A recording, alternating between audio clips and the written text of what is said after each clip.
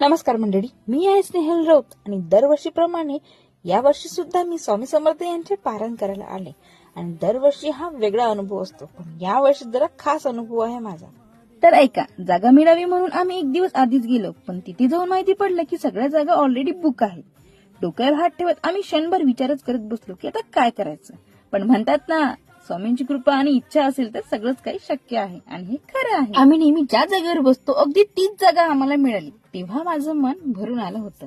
त्यानंतर घरी आल्यावर मी स्वामींच्या आठवणीमध्ये हातावर मेहंदी काढली होती आणि त्यांचं नाव सुद्धा लिहिलं.